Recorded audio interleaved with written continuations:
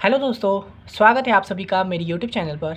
तो जैसा कि हम लोग देख रहे थे BCS 011 का दिसंबर 2022 का सॉल्यूशन। तो आज हम लोग देखेंगे क्वेश्चन नंबर 4 का बी। और इससे पहले जितना भी क्वेश्चन था मैं सभी करवा दिया हूँ। तो अगर आप लोग डायरेक्ट इस वीडियो पे आए हो तो ये पूरा एक प्लेलिस्ट है, तो आप ज़रूर इसको एक्सेस कर लीजिएगा, लिंक डिस्क्रिप्शन में मिल जाएगा। तो ये क्वेश्चन कह रहा है व्हाट आर यूटिलिटी सॉफ्टवेयर्स। ठीक है, explain the following utility softwares. ये disk fragmenter, check disk, data compression और डिस्क मैनेजमेंट, तो ये 4 दिया हुआ है। और हम लोग से पूछा है यूटिलिटी सॉफ्टवेयर भी क्या होता है। तो देखिए इसी क्वेश्चन में कितने सारे क्वेश्चन आ चुके हैं। तो अगर इसमें से आपको क्वेश्चन निकालने बोलेगा तो कितना चीज़ निकल सकता है। एक क्वेश्चन आ जाएगा कि ये क्या होता है, डिस्क डिफ्रेगमेंटर क्या होता है, इसके बारे में बताइए, है ना। यूटिलिटी सॉफ्टवेयर क्या होता है, फिर पूछ देगा different type of utility software क्या होता है ना। तो ये देखिए इससे अलग अलग क्वेश्चन कितने बन सकते हैं। तो इसलिए हमेशा टॉपिक को समझिएगा इस पेपर में, पूरे प्लेलिस्ट में। ठीक है, तो आइए देख लेते हैं। सबसे पहले पूछा है यूटिलिटी सॉफ्टवेयर, तो ये देख लेते हैं क्या होता है। तो यूटिलिटी सॉफ्टवेयर देखिए मैंने कैसे लिखा है, लिखने का तरीका पे ध्यान हमेशा दीजिएगा। मैंने हर बार बोला है, हर वीडियो में बोला है, ये इंपॉर्टेंट है क्योंकि। ठीक है, तो utility software is a type of software that is design to help users manage, maintain and optimize their computer systems. ठीक है, ये यूटिलिटी सॉफ्टवेयर एक टाइप का सॉफ्टवेयर होता है जो डिज़ाइन होता है यूज़र को हेल्प करने के लिए, ताकि वो अपना क्या बोलते हैं कंप्यूटर सिस्टम को मैनेज कर सके, उसको मेंटेन कर सके और उसको ऑप्टिमाइज़ कर सके, यानी उसको बेहतर बनाते रहे। ठीक है, utility software includes a wide range of tools and applications that perform specific tasks to improve the performance, security and functionality of the computer system। Utility software के अंदर बहुत सारी चीज़ें होती है, जैसे वही देखिए वाइड रेंज ऑफ टूल्स, यानी यूटिलिटी सॉफ्टवेयर एक समझिए एक बॉक्स है जिसके अंदर बहुत सारे टूल्स हैं, बहुत सारे एप्लीकेशंस हैं, जिसकी वजह से जिसको यूज़ करके आप अपने कंप्यूटर को बेहतर बना सकते हो, उसको मैनेज कर सकते हो। ठीक है, उसको अच्छे से वर्क में ला सकते हो, तो वही है। और उसका परफॉर्मेंस को इम्प्रूव कर सकते हो, उसके सिक्योरिटी को बढ़ा सकते हो और उसके फंक्शनैलिटी को भी बढ़ा सकते हो, यानी कि बहुत सारे काम कर सकते हो। वही हुआ यूटिलिटी सॉफ्टवेयर के बारे में। और देखिए मैंने इसको कितने आसान भाषा में लिखा है, कितने सिंपल भाषा में, कोई हार्ड है क्या समझने के लिए।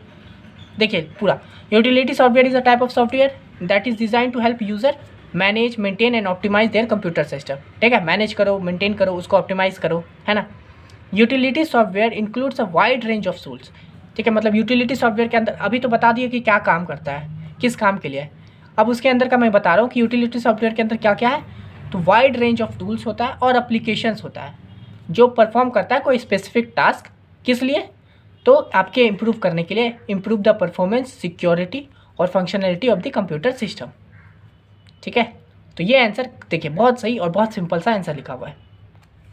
अब देखिए इसमें पूछा है यहाँ पे पहला डिस्क डीफ्रेगमेंटर, इसके बारे में देख लेते हैं। तो ये क्या होता है, disk defragmenter is a utility that optimize hard drive performance. ठीक है, तो ये जो डिस्क डीफ्रेगमेंटर है एक यूटिलिटी होता है जो ऑप्टिमाइज़ करता है आपके हार्ड ड्राइव के परफॉर्मेंस को। ठीक है, यानी कि आपके हार्ड ड्राइव के परफॉर्मेंस को बेहतर बनाता है। ठीक है, देखिए ना डिस्क लिखा हुआ है, यानी कि बाहर के लिए यूज़ होगा, यानी कि ये आपके हार्ड ड्राइव के लिए ही यूज़ होने वाला है। ठीक है, देखिए it reorganize data on the hard drive by rearranging fragmented file. ठीक है, ये क्या करता है आपके जो हार्ड ड्राइव में जितने सारे फाइल्स हैं उसको रीअरेंज करता है। ठीक है, ताकि उस डेटा को आप अच्छे से यूज़ कर सके, जब काम आए तब ऐसे अच्छे से यूज़ कर सके, आपके पास सब डेटा सही से अवेलेबल हो।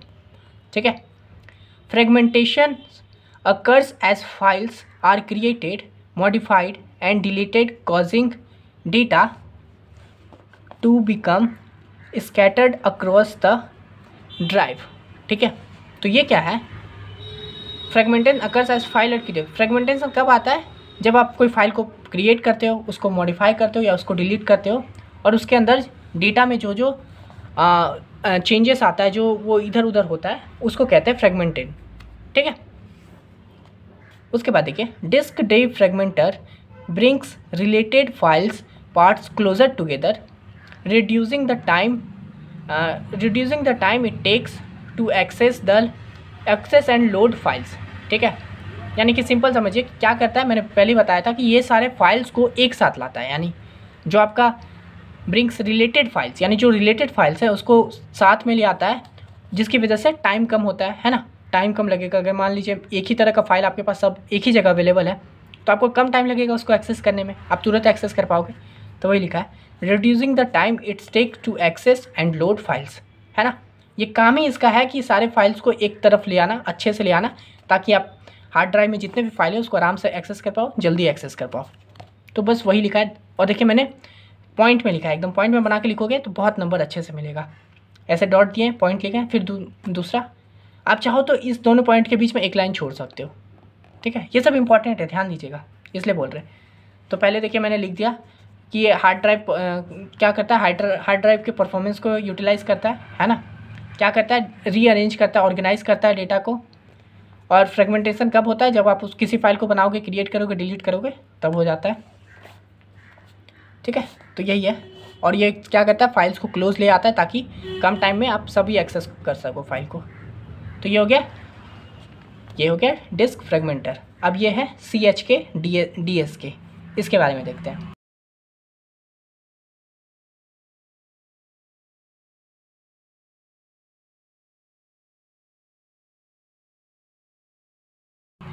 तो ये इसको क्या बोलते हैं, चेक डिस्क, ठीक है। CHK का फुल फॉर्म हो गया चेक, DSK का मतलब डिस्क, तो चेक डिस्क। तो आइए इसके बारे में जानते हैं।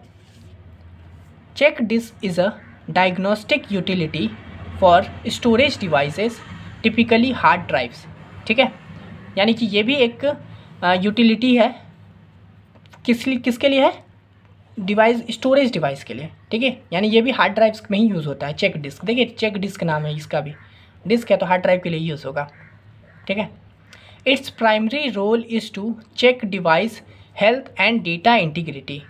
इसका क्या रोल होता है, देखिए नाम से ही है चेक डिस्क, यानी कि उसको चेक करना, उसको उसका वो सही से वर्क कर रहा है, उसका हेल्थ मतलब वो सही से वर्क कर रहा है, हेल्थ मतलब उसका वर्किंग प्रोग्रेस कैसा है, ठीक है। और डेटा इंटीग्रिटी, कि डेटा सही से अवेलेबल है कि नहीं, कोई एरर वेरर तो नहीं है ना, ठीक है। It scans for issue like bad sectors, file system errors and logical inconsistent, ठीक है। तो वही देखिए मैंने बताया था कि चेक डिवाइस करेगा डेटा को, तो वही है कि क्या करता है, क्या क्या स्कैन करता है कि कोई बैड सेक्टर यानी कुछ ख़राब चीज़ तो अपडेट नहीं हो गया है, ठीक है, कोई फाइल में एरर तो नहीं आ गया है, और कोई लॉजिकल इनकन्सिस्टेंसीज तो नहीं आ गया ना। लॉजिकल यानी कि जब हम लोग कुछ क्या बोलते हैं, बैकएंड का है, जैसे कोई प्रोग्राम लिख रहे हो तो उसमें कोई लॉजिकल एरर तो नहीं आ चुका है, तो वो चेक करता है ये चेक डिस्क, ठीक है। When problems are found, check disk attempt to repair them, ensuring data and file system stability, ठीक है। और जब कोई प्रॉब्लम मिल जाता है तो चेक डिस्क उसको सही भी करता है, अटेम्प्ट टू रिपेयर देम, और ये भी इंश्योर करता है कि data and file system stable रहे, यानी कि डेटा खो ना जाए। मान लीजिए कोई चीज़ ठीक कर रहे हो तो हो सकता है डेटा खो जाए, तो वो ये इंश्योर करता है कि डेटा खोए भी नहीं और फाइल सिस्टम एकदम स्टेबल रहे और वो प्रॉब्लम को भी सॉर्ट आउट कर दे। तो ये हो गया चेक डिस्क का काम। ये कहाँ यूज़ होता है, तो हार्ड ड्राइव में यूज़ होता है। इसका काम क्या होता है, तो डेटा का हेल्थ को चेक करना, डेटा इंटीग्रिटी को चेक करना, यानी डेटा सही से है कि नहीं।